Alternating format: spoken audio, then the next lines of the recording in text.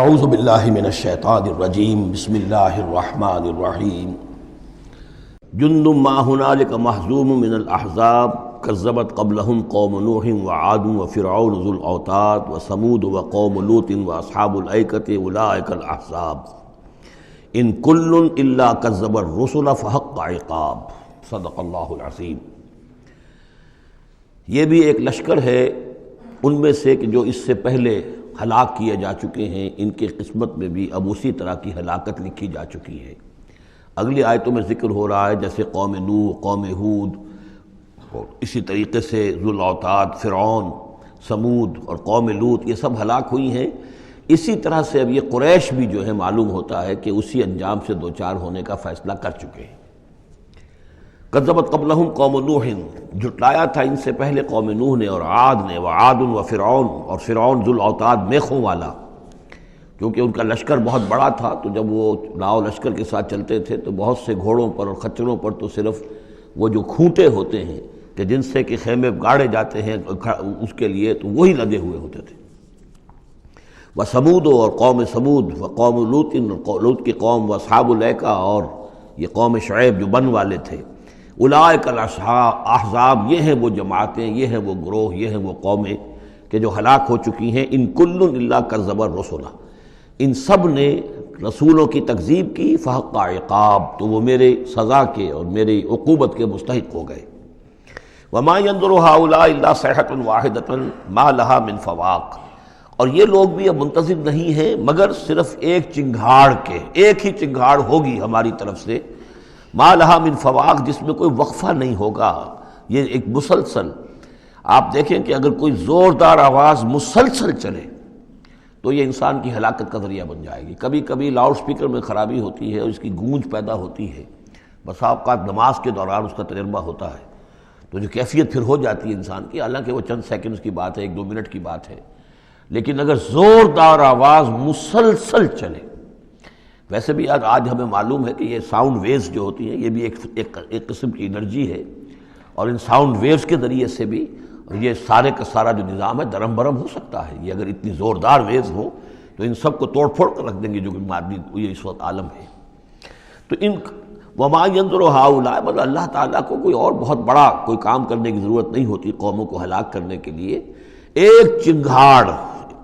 وما ينظر هؤلاء الا صيحة واحدة ما لها من فواق، لیکن وہ رکے گی نہیں، بیچ میں دم نہیں لے گی، مسلسل۔ وقالوا ربنا عجل لنا قطنا قبل يوم الحساب، اور وہ کہہ رہے ہیں، اور یہ وہ استہزان کہا کرتے تھے کہ پروردگار یہ جو محمد کہہ رہا ہے صلی اللہ علیہ وسلم کہ ہمارا کوئی حساب کتاب ہونا ہے، تو جو ہماری بیلنس شیٹ ہے وہ ہمیں ابھی دے دے، یوم الحساب سے پہلے کہ ابھی وہ ہمارا بتا دے کہ کیا ہماری بیلنس شیٹ ہے۔ قطنا، چٹھی ہماری، پچھلے زمانے میں جو چٹھے بنتے تھے، کاروبار کا سالانہ چٹھا بنتا ہے کہ یہ آمد، یہ خرچ اور یہ بچت۔ ربنا عجل لنا، جلدی دے دے ہمیں، لنا قطنا، ہماری چٹھی، ہمارا کریڈٹ اور ڈیبٹ بیلنس جو ہے، بیلنس شیٹ دے دے، قبل یوم الحساب، اس یوم الحساب سے پہلے۔ اصبر علی ما یقولون، اے محمد صلی اللہ علیہ وسلم آپ صبر کیجئے جو کچھ یہ کہہ رہے ہیں۔ واذکر عبدنا داود، اور آپ تو ذرا تذکرہ کیجئے داود کا، ہمارے بندے داود کا، ذل اید، جو بڑی قوت والا تھا، انہ اواب، اور ساتھ ہی وہ بہت ہی رجوع کرنے والا تھا اللہ کی جناب میں۔ انا سخرنا الجبال معہ، ہم نے تو اس کے ساتھ پہاڑوں کو مسخر کر دیا تھا، یسبحن بالعشی والاشراق، جو اس کے ساتھ ہی تسبیح کرتے تھے، اس کی آواز میں آواز ملا کر، شام کو بھی اور صبح کے وقت بھی۔ والطیر محشورا، اور پرندے بھی کہ جو جمع کر دیے جاتے تھے، جو ان کے ساتھ مل کر حمد کے ترانے الاپتے تھے۔ کل لہ اواب، یہ سب کے سب اللہ کی طرف رجوع کرتے تھے، یا یہ کہ یہ سب کے سب رجوع کرتے تھے حضرت داؤد کی طرف، اور پھر داؤد جو ہے وہ گویا کہ ان سب کے ساتھ اللہ کی جناب رجوع کرتے تھے۔ وَشَدَدْنَا مُلْكَهُ وَآتَيْنَاهُ الْحِكْمَةَ وَفَصْلَ الْخِطَابَ، اور ہم نے اس کی جو حکومت تھی اسے خوب مضبوط کیا تھا، اور ہم نے اسے حکمت عطا کی تھی اور فصل الخطاب بھی عطا کیا تھا، یعنی فیصلہ کن بات کہنے کی صلاحیت، ایسی بات کہی جائے جس سے کہ لوگ سب مطمئن ہو جائیں کہ ہاں یہ بات ٹھیک ہے، فیصلہ کن بات ہو، دو ٹوک ہو، اور یہ کہ سب کے لیے موجب اطمینان ہو۔ وَهَلْ أَتَاكَ نَبَأُ الْخَصْمِ، اب یہ جو 3-4 واقعات اس صورت میں آ رہے ہیں یہ مشکلات القرآن میں سے ہیں۔ اس کی وجہ یہ ہے کہ یہ ہیں واقعات، لیکن ان کی یہاں پہ صرف اشارے کنائے میں قرآن نے تذکرہ کیا ہے۔ ان کی تفصیل کے لیے اگر ہم رجوع کرتے ہیں تورات کی طرف تو وہاں ہمیں کچھ قصے ایسے ملتے ہیں کہ جو انبیاء کی شان سے پوری طرح مطابقت نہیں رکھتے،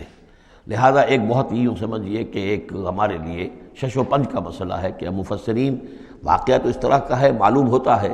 کہ کہیں کوئی خطا ہوئی ہے اور ہو جاتا ہے، آخر نبی اور رسول جو ہے وہ بھی سب اللہ کے بندے تھے اور اللہ تعالیٰ کی طرف سے خصوصی حفاظت ان کی ہوتی تھی، وہ معصوم ہوتے تھے بئی معنی یہ نہیں کہ ان کے اندر کوئی غلطی کا رجحان ہی کبھی پیدا نہیں ہو سکتا تھا، وہ تو اگر یہ رجحان ہی پیدا نہ ہوتا تو فرشتے ہوتے، پھر وہ انسان نہ رہتے،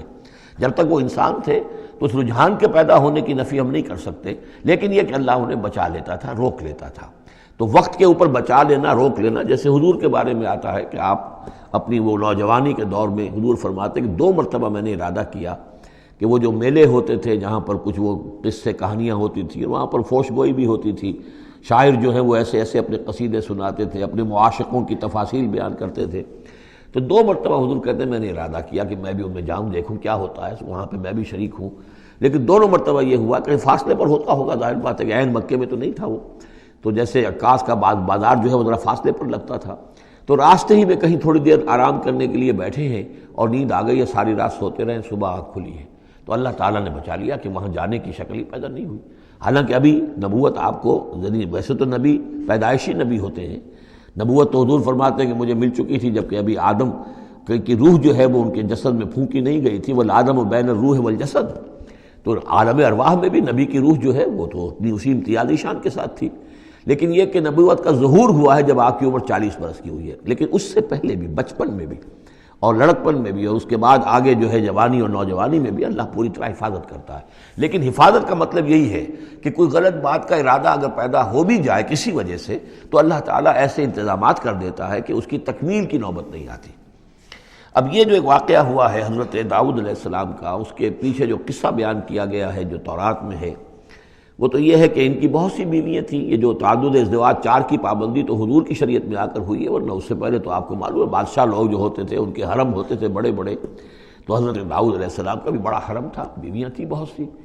لیکن اسی اثناء میں انہیں کسی اور عورت کے بارے میں ان کے دل میں خیال پیدا ہو گیا